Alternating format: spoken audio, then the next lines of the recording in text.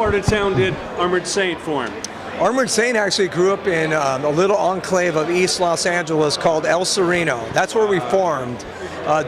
Joey, Gonzo, and I and Phil grew up there, probably about a quarter mile from one another.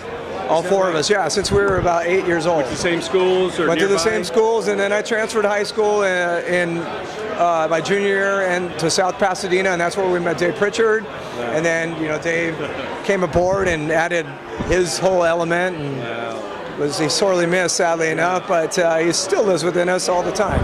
He's awesome. It was an exciting time. What were some of those bands that you were listening to that you were trading tapes around that got you excited to say, I think we can do this? Well, when we started kind of really making our mark in LA and having some popularity, I'm sure we were inspired a lot by Iron Maidens and Judas Priest and Motorhead. We always were big fans of Thin Lizzy. Obviously, our peers at the time were Metallica and bands like Rad and Wasp, and we went on tour with Halloween and Grim Reaper a couple years later, Saxon. I mean, we were a part of the whole American 80s contribution and also the British contribution of hard rock and heavy metal. So, yeah, it was a great time for music. I mean, it's nostalgic, but everyone loves it. Listen to Hair Nation. You forget. Yeah. We're just talking to Joey that you probably didn't realize at the time that it was the good old days. It was just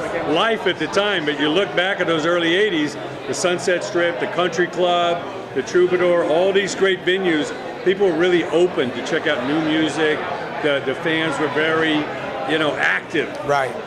What are your best memories of that scene? Well, we had so many amazing shows at the Troubadour. I mean, that place is always going to be a fond place in my heart. Certainly the Country Club in the Valley, we had incredible shows there. The Roxy, we had some really good shows. Like Whiskey was actually down for a period of time in our early part of our career.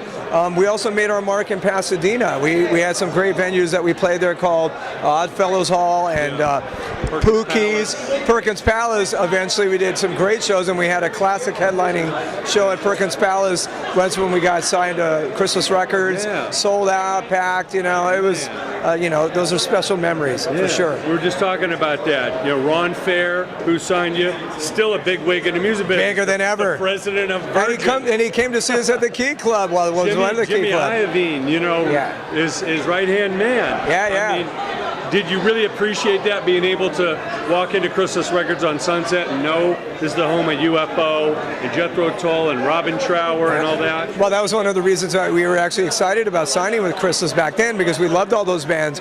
Jethro Tull pretty much created the label. At that time, they were red hot with Pat Benatar and Billy Idol and Huey Lewis. I was in a Huey Lewis video. So it was a great time to be there.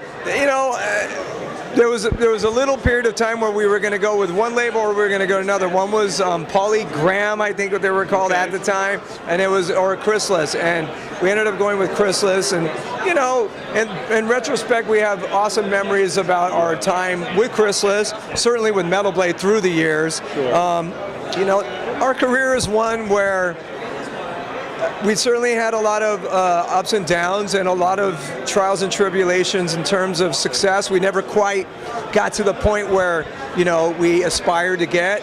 But you know what? I'm so proud of all the music and all the times that we've had up until now, and for the future of what we're going to do. And, I don't do nothing but reflect positively on everything that we've done. A couple little things I would have done differently. But hey, that's life.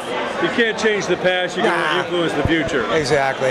Tell us the day you got the call from Anthrax saying, we want you to try out, want you to join our band. Well, that was 92. It's kind of an ironic story, because Johnny Z was the manager of Anthrax, and then 10 years before that, he was the manager of Metallica. And he had been calling me about the Metallica gig, before Kill 'Em All was made. I never spoke to him after that kind of went down, and then he called me about Anthrax, and I said, it's kind of ironic, I've been talking to you in 10 years, and I knew that them and Joey had parted at the time, and he goes, well, I'm calling you for the same thing, and it was weird, kind of, just funny story there. Yeah. And my memories of Anthrax were awesome. We made some killer records. I'm really proud of them. Great memories and all the things that we did. Scott apparently just put out a book. I'm going to a book release party for him tomorrow. I'm assuming that there's going to be stories that I was part of. So, again, fond memories there as well. And I try to be optimistic about everything I've done in music, and I'm proud of everything I've done for the most part. So even being an LA kid, you kind of found a way to fit in with that New York mob? I did. It was LA and New York, albeit very different cities. I'm still a city guy. I still grew up in the heart of Los Angeles, so hanging out with a bunch of New Yorkers, that wasn't too tough. It wasn't like you were from the country. No, exactly. I was from the city, and those guys embraced me warmly when I joined, and it's all good. Well, all that you've seen and been through, what advice do you give that young singer, that young garage band, a young musician today that really wants a shot? It's a whole different world out there. I know. What do they need to do to really find their own sound, their own style? Well, for me, and I'll be honest, I feel disconnected from what's happening in the music business these days sometimes too. So my advice may not be the most sound in terms of what to do, but when it comes to music, what I would always say is, for me, one of my biggest things was to try to get my own style, get my own sound. Certainly I had many influences, and they've come through, and you could probably hear them periodically on songs that I've recorded through the years, but I think that as time went by, I think my goal was to have the signature John Bush voice. So when somebody heard it and goes, that's that guy. And that to me was my strongest ambition, is to have that. And that's what I would say, is I'd say yearn to be yourself.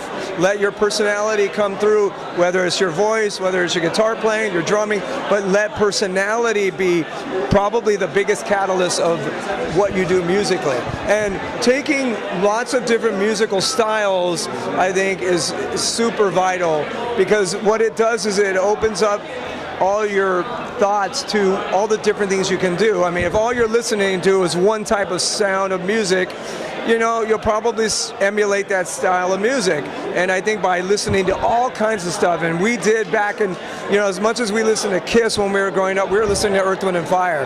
And we always were listening to different types of music, and I think a lot of that came through in developing a style. And I think that's, to me, the most important thing to do as a musician, as a singer. So rather than blend in, you really want to stand out. Do what you do unique. Right, but it takes time. It takes time to develop a style. When I made my first record at 21 years old, actually 20 at the time, in all honesty, I look back and kind of laugh and go, well, I sound like a pipsqueak for one, and not that it's not great, because I think it's a cool record, but it took time for me to develop a style, and that does take time. So you have to be very, very patient with that. And hey, we were lucky with Armored Saint. We made 3 records before most of us were 24 years old, and that's pretty young. So we were still trying to find our way by the time we were actually dropped by Chrysalis, which is funny. You're out. It's like, you're done. We're like, done? We're not even 25 yet. Yeah. So, but hey, again, it's funny. Well, God bless Metal Blade and all the indie labels out there, and new opportunities for everybody. Oh, Brian Seigel's the best. He's, our career, we wouldn't have one without him, and he's always believed in us. It's a labor of love, and certainly not some big money-making venture to deal with Armored Saint for him. So I think he does it because he believes in us, and he's going to give us the opportunity to make another record, and it's going to be a great record, actually.